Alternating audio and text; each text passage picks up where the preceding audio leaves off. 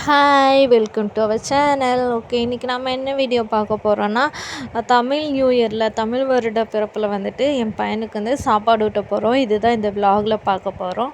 வாங்க விலாகில் போகலாம்.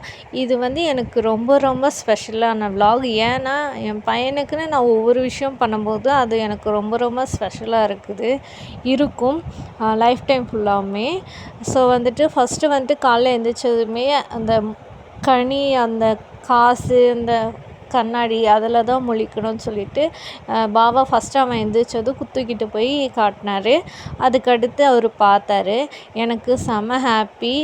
அதுக்கடுத்து வந்துட்டு நாங்களாம் போய் குளிக்க ஆரம்பிச்சிட்டோம். ஏன்னா நான் ஃபஸ்ட்டு போய் குளிச்சுட்டு வந்துட்டு இந்த பொங்கல் வச்சு கொண்டு போகலாம் அப்படின்னு சொல்லிட்டு பிளான் பண்ணோம். அங்கே போய் பொங்கல் வச்சுக்கலான்னு சொன்னாங்க. எனக்கு வந்துட்டு அங்கே கோயிலில் வந்துட்டு திருப்பணி நடந்துட்டுருச்சு. அதாவது கட்டுமான வேலையெல்லாம் கொஞ்சம் போயிட்டுருந்தது. நாங்கள் ஃபஸ்ட்டு போகும்போது நடந்துட்டுருந்துச்சு. கும்பாபிஷேகம் நடந்துருச்சா இல்லையான்னு எனக்கு தெரில.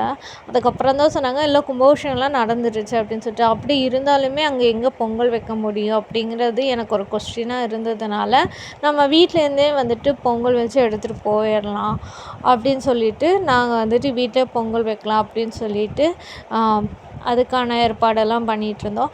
நான் வந்து பொங்கல் வைக்கலை.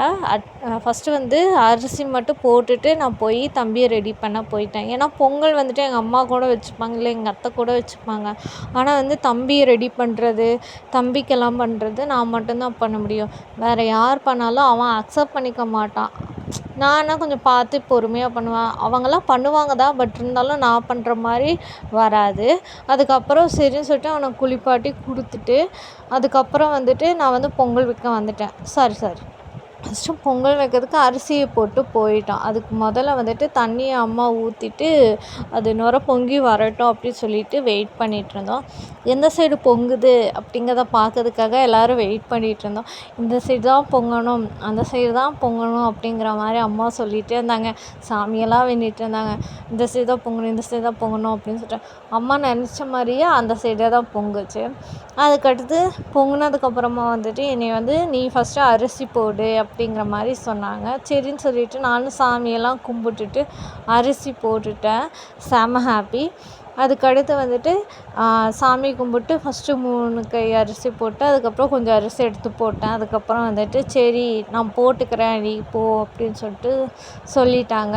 அதுக்கடுத்து அந்த நுரையெல்லாம் தனியாக எடுத்து வச்சுட்டு அதுலேருந்து கொஞ்சம் தண்ணியை எடுத்து வச்சுட்டு அதுக்கப்புறமா மீதம் இந்த அரிசியெல்லாம் போட்டு அவங்க ப்ரிப்பரேஷனை ஸ்டார்ட் பண்ணிட்டாங்க.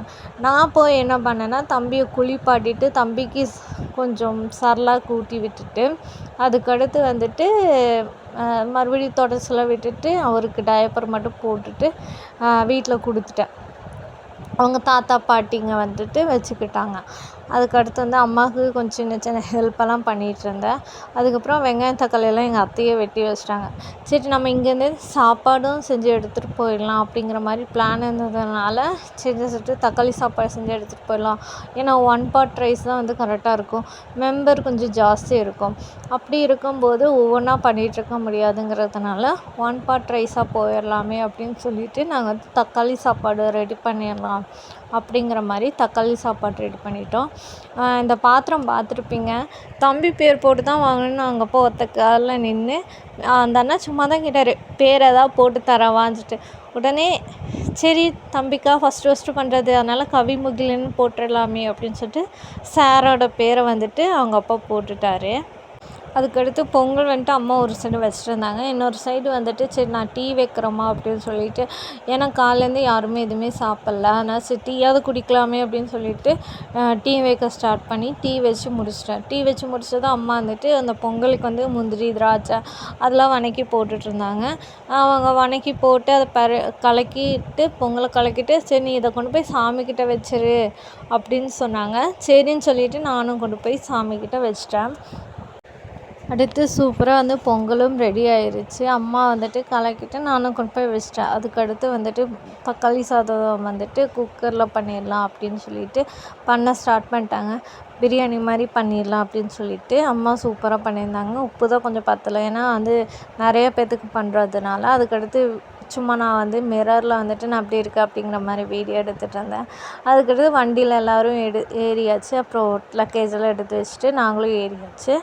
அதுக்கடுத்து நான் சும்மா வீடியோ எடுத்துகிட்டு இருந்தேன். அம்மா என்னைய பார்த்து சிரிச்சுட்டு இருந்தாங்க. அப்புறம் வந்துட்டு தம்பி வந்துட்டு மோஸ்ட்னா வந்துட்டு ஒன்று வந்துட்டு அம்மாட்ட இருந்தாங்க, இல்லைன்னா வந்து குணாக்கிட்ட இருந்தாங்க. 2 பேத்துக்கிட்ட தான் மாற்றி மாற்றி வச்சுக்கிட்டாங்க. என்கிட்ட வரவே இல்லை. ஒரு 2 டைம்ஸ் வந்திருப்பாங்க. ஃபீட் பண்ணுறதுக்கு மட்டும், ஃபீட் எடுத்துக்கிறதுக்காக மட்டும் ஒரு 2 டைம் வந்தாங்க.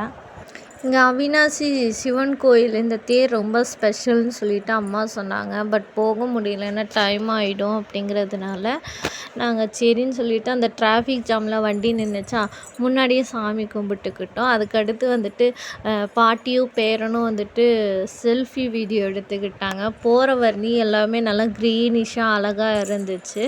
அதுக்கடுத்து நாங்கள் கோயில் போய் சேர்ந்துட்டோம். போனதும் ஃபஸ்ட்டு வேலையாக நம்ம வந்து விளக்கு வச்சிடலாம், ஏன்னா வந்து திரை போட்டுட்டாங்க. சாமிக்கு வந்துட்டு அபிஷேக பூஜைக்காக ரெடி பண்ணிகிட்டு இருந்ததுனால திரை போட்டுட்டாங்க. சரி, அதுக்குள்ளே நம்ம வந்து விளக்கெல்லாம் வச்சிடலாம் அப்படிங்கிறதுக்காக நான் இங்கேருந்தே விளக்கு வாங்கிட்டு போயிருந்தேன். ஸோ அந்த விளக்கெல்லாம் வச்சுட்டு அதுக்கடுத்து வந்துட்டு சாமிக்கு வந்துட்டு சுற்றி வந்துடலாம் அப்படிங்கிற மாதிரி சொன்னாங்கன்னு சொல்லிட்டு சுற்றியெல்லாம் வந்துட்டு அதுக்கடுத்து பூஜைக்கு தேவையான பொருள், சாமிக்கு வாங்கின சேலை அதெல்லாம் எடுத்து வச்சுட்டு, அடுத்து மாலை, பூவு எல்லாம் எடுத்து வச்சுட்டு பொங்கல்லாம் எடுத்து அவங்கக்கிட்ட கொடுத்துட்டு அதுக்கடுத்து வந்து வெயிட் பண்ணிகிட்டு இருந்தோம். ரொம்ப நேரம் வெயிட் பண்ணோம். கிட்டத்தட்ட 2 hours இருக்கும். வெயிட் பண்ணிவிட்டு திருப்தியாக சாமி கும்பிட்டுட்டு சாமிக்கு வந்து அவங்க பொங்கல்லாம் எடுத்து வச்சுட்டு அதுக்கடுத்து வந்து தேங்காய், வாழைப்பழமெல்லாம் எடுத்து வச்சுட்டு அப்புறம் கொடுத்துட்டாங்க எங்கக்கிட்ட. அதுக்கடுத்து வந்து நாங்கள் வந்து பொங்கல் பிரசாதமாக கொடுக்க ஸ்டார்ட் பண்ணிட்டோம். அடுத்து வந்து அவங்களுக்கெல்லாம் பொங்கல் கொடுத்துட்டு கொஞ்சம் பொங்கலை எடுத்து தம்பிக்கு வந்து ஒவ்வொருத்தராக ஊட்ட ஸ்டார்ட் பண்ணிட்டோம். ஃபஸ்ட்டு வந்து பாவா தான் ஊட்டினாரு. அதுக்கடுத்து ஒவ்வொருத்தராக ஊட்ட ஸ்டார்ட் பண்ணிட்டாங்க. ரொம்ப வந்துட்டு எக்ஸைட்டாக இருந்துச்சு. அதுக்கடுத்து வந்து ரொம்ப ரொம்ப ஹாப்பியாக இருந்துச்சு. எப்படி சொல்கிறதுனே தெரில. அதாவது வந்து அவனோட ஒவ்வொரு விஷயம் அவனுக்கு பண்ணும்போதும் வந்துட்டு அவ்வளோ சந்தோஷமாகவும் ஹாப்பியாகவும் சொல்ல வார்த்தையே இல்லைன்னு கூட சொல்லலாம். அவ்வளோ ஹாப்பியாக இருக்குது. ஃபஸ்ட்டு பாவா தான் ஊட்டினாரு. அவர் ஊட்டும்போது அவன் வந்துட்டு அந்த ஸ்வீட் அப்போ தான் வந்து டேஸ்ட் பண்ணுறான் ஃபஸ்ட் டைமாக. கையை வந்துட்டு வாயிலேருந்து எடுக்கவே விடலை. அவர் ரொம்ப ஹாப்பியாக பார்த்தாலே தெரியும், அவர் சிரிச்சிட்டு இருந்தது. அவ்வளோ ஹாப்பியாக இருந்துச்சு. அவர் ரொம்ப சந்தோஷப்பட்டார்.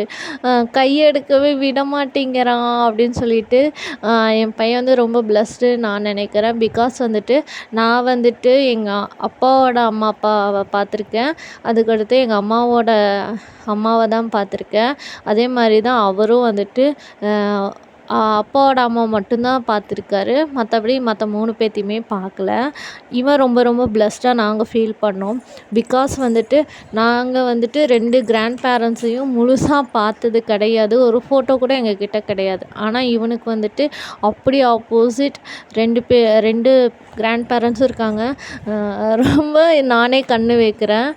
அதுக்கடுத்து வந்துட்டு சரின்னு சொல்லிவிட்டு சாமியெல்லாம் கும்பிட்டு கொஞ்ச நேரம் உட்காந்துட்டு கொண்டு போன பிரசாதமெல்லாம் சாப்பிட்டுட்டு அப்படியே பக்கத்தில் வந்துட்டு எங்கள் பாவாவோட அத்தை பொண்ணு வீடு இருந்துச்சு.